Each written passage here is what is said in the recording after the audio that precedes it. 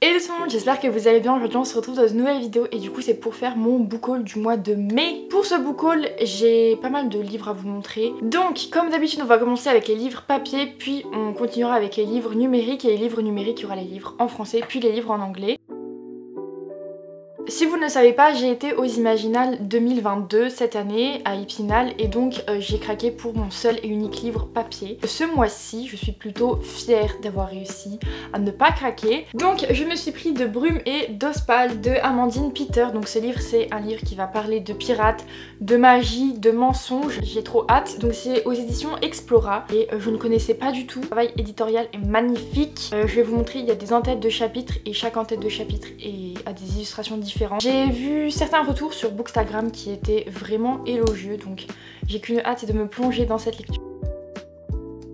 Tout d'abord, je pouvais pas passer à côté du livre Il nous restera ça de Virginie Grimaldi, puisque j'ai lu les deux chères mamies et j'ai lu Avec les étoiles, je sais plus c'est quoi le titre. Et j'avais beaucoup aimé, c'est pas du tout un style de lecture que je lis habituellement, mais je trouvais que ça passait vraiment bien en été. J'ai d'autres romans d'elle dans ma pile à lire, mais je les ai pas encore lus. Je ne sais pas pour quelle occasion je les réserve, mais je les réserve. Comme d'habitude, je ne saurais pas vous faire de résumé des livres. Si jamais ça vous intéresse, moi je vous donne des thématiques que j'arrive à trouver sur le site Booknote, donc je vous donne tous les thèmes qu'il aborde, et si jamais vous voulez aller lire le résumé, je vous mets tous les liens dans la barre d'infos. Alors du coup, je vous donne les thèmes. On a humour, vieillesse, précarité, isolement, perte d'un être cher.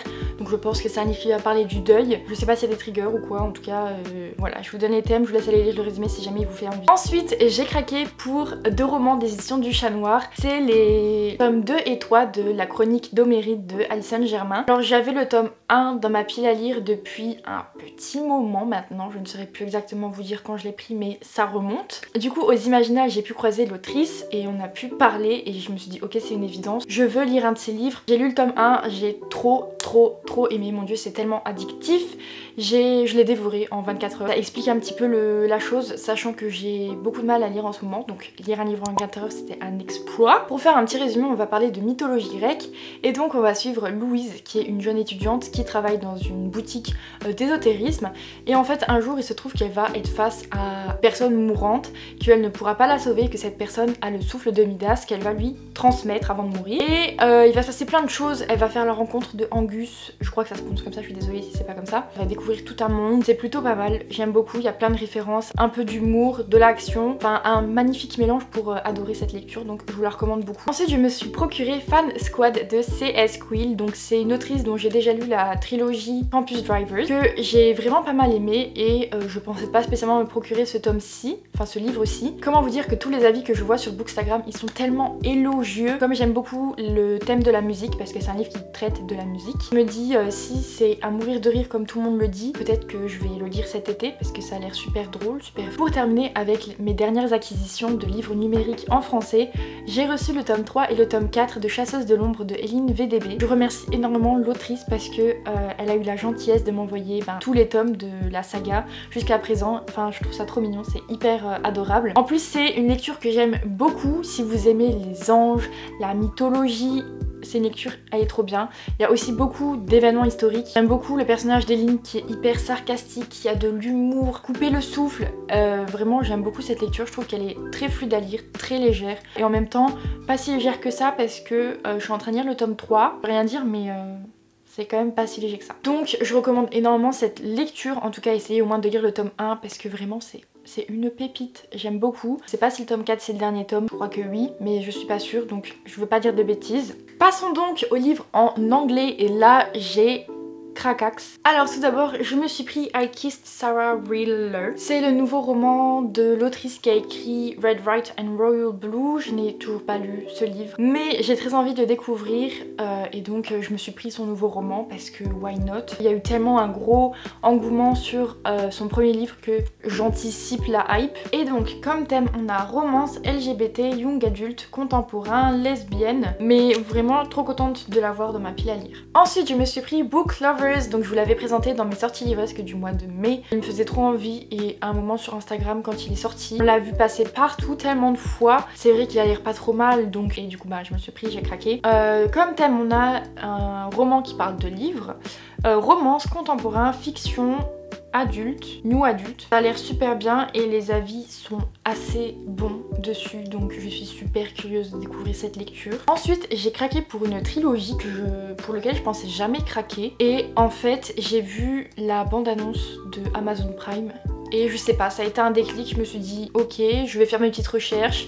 Après je suis tombée sur des couvertures magnifiques, je me suis dit ok, ça j'embarque, c'est très summer vibes. Et donc c'est The Summer I Turned Pretty. Je me suis pris le tome 1, 2, 3. C'est de la même autrice qui a écrit To All the Boys I've Loved Before. Et c'est une trilogie que j'avais lue en anglais déjà, qui était vraiment simple à comprendre en anglais. Donc pour débuter en anglais, si jamais, voilà. Je pense que c'est à peu près dans la même vibe. Quand je l'ai acheté, je me suis dit que je la lirais cet été. Et je me dis pourquoi pas essayer de la lire vraiment cet été. Hein. Ensuite, j'ai également pris le dernier Christina Lauren, donc c'est Something Wilder. C'est pareil, je crois, une romance new adulte. Donc j'ai romance contemporain, fiction, adventure, mystery. Je n'ai pas lu le résumé, en fait moi à chaque fois je lis les thèmes, c'est pour ça que je vous présente les thèmes parce que c'est ce que je dis. Je préfère pas lire les résumés parce que des fois j'ai peur que ce soit des résumés spoilants. Je préfère me contenter des thèmes qui abordent pour me décider de ma lecture. Mais du coup voilà, j'étais super curieuse parce que c'est du Christina Lauren, que tout le monde adore ces autrices et que moi j'ai lu certains de leurs romans et c'était pas fou, mais en même temps j'ai pris des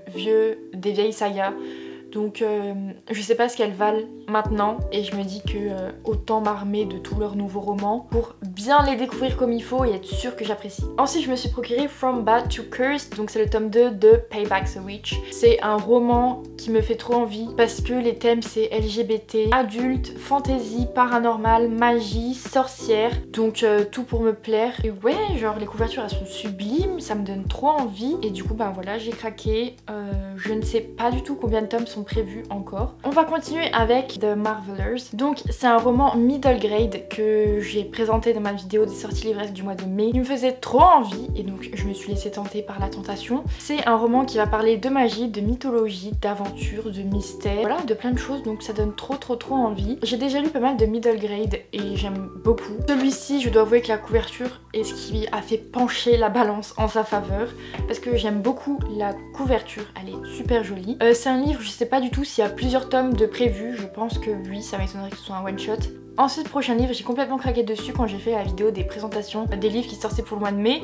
C'est My Mechanical Romance. En fait, c'est parce que je sais pas pourquoi la couverture de ce livre, elle est juste magnifique. On est d'accord?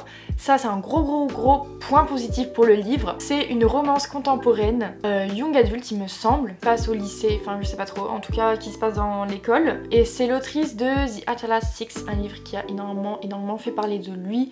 Il y a eu une grosse hype autour de ce livre et donc je me suis dit, comme c'est la même autrice, pourquoi pas essayer de le lire. J'ai tellement flashé sur ce livre, j'ai vraiment envie de le lire cet été. Je sais pas du tout si ça va être faisable puisque j'ai une liste longue comme le bras de livres que je veux lire avant la fin de l'année. Donc je vais voir si j'arrive à le lire pendant cet été ou pas. Ensuite j'ai pris Bully, donc c'est de Penelope Douglas. Alors de Penelope Douglas, j'ai déjà la saga Devils. C'est une autrice qui est très connue pour ses écrits de dark romance, il me semble. Enfin, je vais pas trop me mouiller parce que je connais pas du tout cette autrice, je l'ai jamais lue. Je lis assez peu de dark romance. Ce livre-ci, c'est Oriane du compte Books Ashes qui en a parlé, qui du coup m'a tellement donné envie de le découvrir. Par contre, faites attention avec ce livre et les écrits de cette autrice parce que je crois qu'il y a énormément de trigger warning. Je ne les connais pas du tout parce que j'ai pas lu le résumé, je n'ai pas commencé le livre, donc faites attention. Je vais vous lire juste après tous les thèmes qu'aborde le livre. Je voulais juste vous dire que si jamais ça vous intéresse, ce livre est à moins de 3 € sur Kobo. C'est pour ça que genre je l'ai vu, j'ai fait ok,